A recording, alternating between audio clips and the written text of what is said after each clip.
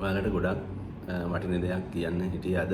මොකද අමතක වෙන්න කලින් මේක කිව්වේ මේ දවස් දෙකකට කලින් වුණ සිද්ධියක්. ඉතින් ඔයාලා කිව්වට පිළිගන්න. සැලසුම් ශිල්පියාට පුළුවන් ඔයාලා ඇති කරන්න පුළුවන්, ඔයාලා නැති කරන්න පුළුවන්. ඒ කියන්නේ ඔයාලා හොඳ තැනකට ගෙනියන්න පුළුවන්. ඔයාලා ඕනනම් ගැටලු සාගරයක ගිල්ලන්න පුළුවන්. ගොඩාක් ප්‍රශ්න ඇති කරන්න පුළුවන් සැලසුම් ශිල්පියාට.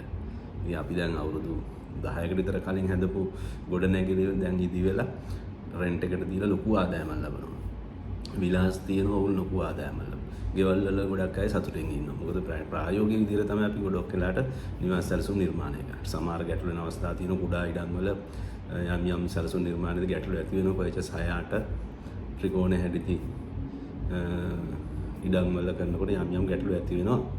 සමස්තයක් 90%ක්ම ඉතාමත් සාර්ථකව අපේ ක්ලයන්ට්ස්ලා කරගෙන යනවා.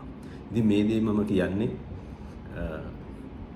ළඟදී රටක අවුරුදු 8ක් විතර වැඩ කරනවා විදේශ රටකේ මල්ලි ඉතාමත් මහන්සි වෙලා ලොකු ලක්ෂ 400ක් විතර ආදායමක් උපයලා තියෙනවා. ගොඩක් විදේශ රට ඉන්න අය මුදල් නාස්ති කරනවා යම් ගැටලුවට මුහුණ පානවා. නමුත් මේ මල්ලි ඉතාමත් මහන්සි වෙලා වැඩ කළා අවුරුදු 8ට ලක්ෂ 400ක් විතර මුදල සම්පත් වත්කම් උපයලා තියෙනවා. නමුත් උඩ වැරදුනේ සැලසුම් ශිල්පියා තෝරගන්න ගිහිල්ලා. ඒ සැලසුම් ශිල්පියා ඇත්තටම මම මේ අවුරුදු දෙකේ දැකපු ඉතාමත් දුර්වලම සැලසුම. 1,75,000ක් මුදලක් අරගෙනක් තියෙනවා. දැන් ගේ හදලා ඉවරයි.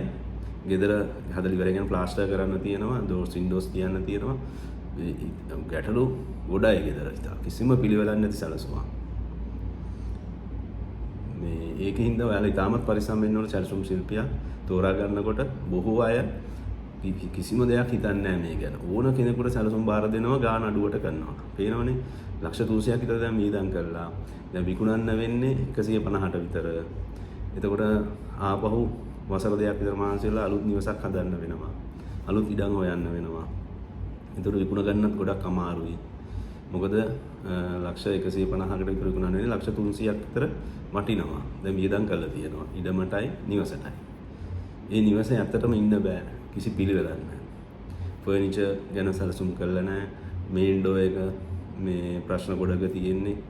ජ්‍යොතිෂය කියලා වාස්තු වලට කියලා තියෙන වාස්තු ඒක නැහැ ගොඩක් වැරදි. වාස්තු අපි අමතක කරමුකෝ. වාස්තු අවශ්‍ය නැහැ කියලා හිතන්නකෝ.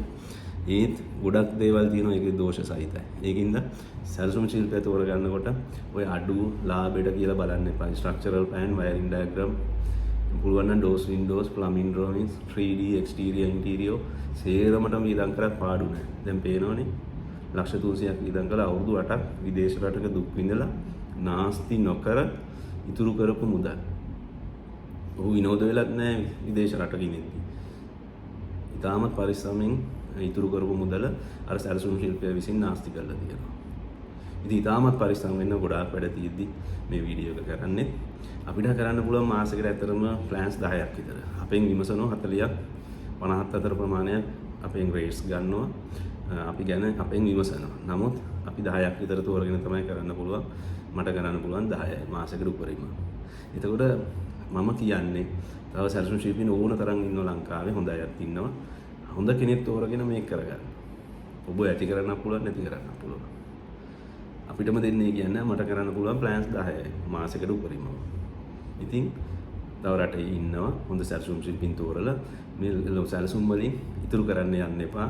ඔය අමාරු වැටෙනවමයි. ලාභයට ඇඳ ගන්න එපා. සියලුම සැලසුම් පුළුවන් නම් ලබා ගන්න. හොඳ බාසුන් ණය කෙනෙක් තෝරගන්න, කොන්ට්‍රැක්ට් කෙනෙක් තෝරගෙන ඔවුන්ට නිසි ආකාරයෙන් ගේමින් කරාට පාඩු නැහැ. ඔවුන් සතුටින් හිටියොත් ඔවුන් හොඳට වැඩ කළා ඔබට ඉතුරු කරලා දෙනවා. ඔය ලාභයට වැඩ කරන්න ගියාමත් ප්‍රශ්න. ස්ලැබ් එක සාමාන්‍යයෙන් අද කළා කරනවා ඊටාමතාම ඔයාලා දන්නේ නැහැ මේවා.